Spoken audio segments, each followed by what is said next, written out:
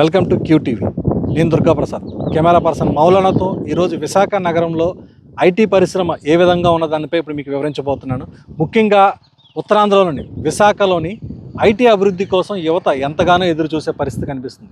దాదాపుగా 10 ఏళ్ల నుంచి కూడా ఇక్కడ యువత విశాఖ నగరంలో ఐటీ పరిశ్రమలు వస్తే ఇంకెక్కడికి వలస వెళ్ళకుంటే ఇక్కడే పనిచేసే విధంగా ఉండాలని చెప్పి ఎంతగానో ఎదురు చూస్తున్నారు. అయితే గత ప్రభుత్వ హయాంలో కానీ ఇప్పటివరకు కూడా ఆశలు నెరవేరలేదు. అయితే ఇప్పుడు కూటమి ప్రభుత్వం వచ్చిన తర్వాత కొన్ని దిగ్గజ ఐటీ కంపెనీలు విశాఖ నగరం వైపు వస్తున్నాయని చెప్పేసి రాష్ట్ర ప్రభుత్వం ఇటీవల ప్రకటించింది. ఇందులో ముఖ్యంగా టీసీఎస్ కంపెనీ 1350 కోట్ల రూపాయల పెట్టుబడితోటి విశాఖలోని తమ సంస్థ కార్యాలయాన్ని ఏర్పాటు చేయబోతున్నట్టుగా ప్రకటించింది. దీని ద్వారాన 12,000 మందికి ఉపాధి కల్పిస్తామని చెప్పేసి కూడా ఒక హామీ ఇవ్వడం జరిగింది. దీంతో రాష్ట్ర ప్రభుత్వం విశాఖ నగరంలో ఐటీ హిల్స్ 3పై దాదాపు 22 ఎకరాల స్థలం కేటాయించడం జరిగింది.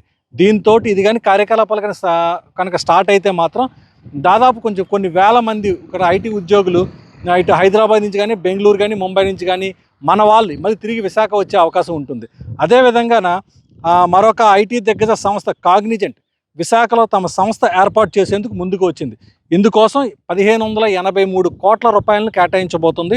దీనికోసం రాష్ట్ర ప్రభుత్వం కూడా విఎంఆర్డీఏ 22 ఎకరాలను కేటాయించబోతుంది. దానికేమో కాపులపాడు దగ్గర ఉన్నటువంటి ఒక ప్రాంతాన్ని కూడా సెలెక్ట్ చేశారు. ఈ యొక్క కాగ్నిజెంట్ తన పూర్తి స్థాయిలో 3 దశల్లోని తన కార్యకలాపాలు ఇక్కడ సాగించబోతుంది. అయితే మొత్తం 3 ఫేజుల్లో కూడా మొత్తం కార్యకలాపాలన్నీ కూడా పూర్తయితే మాత్రం 8,000 మందికి ఉద్యోగ అవకాశాలు వచ్చే అవకాశం ఉంది. ఈలోగా ఈ రానున్న ఏడాది కాలంలోనే తాత్కాలికంగా ఒక భవనం తీసుకొని అందులోనే ఒక 800 మందికి సిట్టింగ్ కెపాసిటీ ఇచ్చి ఉపాధి కల్పించే విధంగా తన కార్యకలాపాలు ప్రారంభిస్తామని చెప్పి ఇప్పటికే ప్రకటించడం కూడా జరిగింది. అదేవిధంగా మరో 2 దశల్లోని పూర్తిగా అంటే 2029 కల్లా విశాఖ నగరంలో ఒక పూర్తి స్థాయి కార్యకలాపాలు ప్రారంభించబోతుంది. అంటే 3 దశల్లో తమ ఒక బిల్డింగ్స్ ఏవైతే భవనాలు అనేవి పూర్తి చేసిన తర్వాత దాదాపు 8,000 మందికి ఉపాధి అవకాశాలు వచ్చే అవకాశం ఉంది. మరోవైపు గూగుల్ సంస్థ ఇప్పటికే విశాఖ నగరంలోని మధురవాడ ప్రాంతంలో 22 ఎకరాలు ఇప్పటికే ప్రభుత్వం నుంచి స్థలం తీసుకోవడం జరిగింది. అయితే డేటా సెంటర్ ఏర్పాటు చేస్తామని చెప్పి రాష్ట్ర ప్రభుత్వంతో ఒప్పందం కుదుర్చుకుంది. మొత్తం ఈ 3 దిగ్గజ సంస్థలు కనుక అనుకున్నట్టుగా కానీ తన కార్యకలాపాలను స్టార్ట్ చేస్తే కొన్ని వేల మంది ఇక్కడ ఉద్యోగాలు పొందే అవకాశం ఉంటుంది. ఇప్పటివరకు నేను ఐటీ పరిశ్రమ గురించి నాణ్యానికి ఒకవైపు చెప్పాను. ఇప్పుడు మరోవైపు చెప్పబోతున్నాను. విశాఖలో ఐటీ రంగ పరిస్థితి ఏ విధంగా ఉంది అంటే కొన్ని సంస్థలు ప్రభుత్వం వద్దకు వెళ్ళి ఉద్యోగ అవకాశాలు కల్పిస్తామని చెప్పేసి భూములు తీసుకుంటున్నారే తప్ప భవనాలు మాత్రం నిర్మించడం లేదు. అదేవిధంగా కార్యకలాపాలు కూడా ప్రారంభించడం లేదు. మరికొన్ని సంస్థలు అయితే భారీ భవనాలు నిర్మించాయి, కానీ ఆపరేషన్స్ మాత్రం ప్రారంభించుకుంటా అలాగే వదిలేసాయి. ఈ పరిస్థితి దాదాపుగా 15 ఏళ్ల నుంచి ఇదే విధంగా ఉంది. ఉద్యోగ అవకాశాలు కల్పిస్తామని చెప్పేసి భూములు తీసుకున్న సంస్థలు ఏవి కూడా ఇప్పటికీ కూడా ఇంకా పూర్తి స్థాయిలో ఆపరేషన్స్ ఏవి కూడా ప్రారంభించలేదు. ఇక రుషికొండ ఐటీ హిల్స్ వద్ద పరిస్థితి చూస్తే కేవలం దాదాపుగా 10 కంపెనీలు మాత్రమే కార్యకలాపాలు పూర్తి స్థాయిలో అక్కడ నిర్వహిస్తూ వస్తున్నాయి. మిగిలినవన్నీ కూడా భవనాలు నిర్మించి ఖాళీగానే అలాగే ఉంచారు. అయితే వీటిపై రాష్ట్ర ప్రభుత్వం నుండి ఎవరో కూడా ఇప్పుడు కోరిక వాళ్ళని అవన్నీ కూడా నిలదీయడం లేదు. ఎందుకని చెప్పేసి ఇంకా కార్యకలాపాలు ప్రారంభించడం లేదు, ఉద్యోగాలు ఇవ్వట్లేదని అని ప్రశ్నించే పరిస్థితి ఇంకా కనిపించడం లేదు. మరోవైపు ఉదాహరణకు చెప్పుకోవాలంటే విశాఖ నగరం నడిబొడ్డునటువంటి విప్రో సంస్థకి 2006 సంవత్సరంలోని దాదాపు 7 ఎకరాల స్థలం కేటాయించారు. వాళ్ళు అందులోని 4 ఎకరాల్లో మాత్రమే భవనం నిర్మించారు. సుమారు 6,000 మందికి ఉద్యోగ అవకాశాలు కల్పిస్తామని చెప్పి అప్పటిలోనే ప్రభుత్వానికి చెప్పడం జరిగింది. కానీ ఇప్పటికీ ఆ పరిస్థితి లేదు.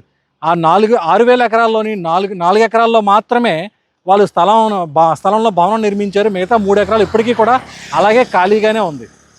ఆ మధ్య అందులో ఉన్నటువంటి ఒక 6 అంతస్తుల్లోని కొన్ని అంతస్తుల్ని వేరే ప్రైవేట్ సంస్థకి అద్దెకి ఇవ్వడం జరిగింది. వాళ్ళు కేవలం ఒక 2 సంవత్సరాలు అక్కడ కార్యకలాపాలు సాగించి తర్వాత వాళ్ళు కూడా ఖాళీ చేశారు.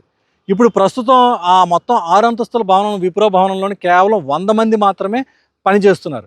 మిగతా అంతా అలాగే ఉంది, ఖాళీగానే ఉంది. ఇప్పటికీ కూడా రాష్ట్ర ప్రభుత్వం నుండి ఎవరో కూడా వాళ్ళని వెళ్ళి ఎందుకు ఇస్తానన్నటువంటి ఉద్యోగాలు ఎందుకు ఇప్పటివరకు ఇవ్వలేకపోతున్నారని చెప్పి వాళ్ళని ఎవరిని కూడా ప్రశ్నించడం పరిస్థితి కనిపించడం లేదు.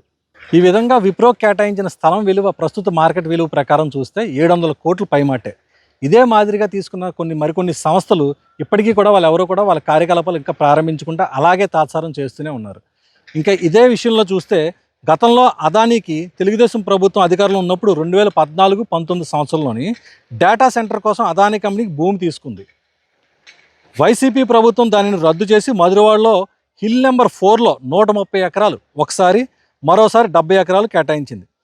అందులో 22,000 కోట్ల పెట్టుబడి పెట్టి 25,000 మందికి 7 ఏళ్లలో ఉపాధి కల్పిస్తామని చెప్పేసి అదానీ డేటా సెంటర్ వాళ్ళు చెప్పడం జరిగింది.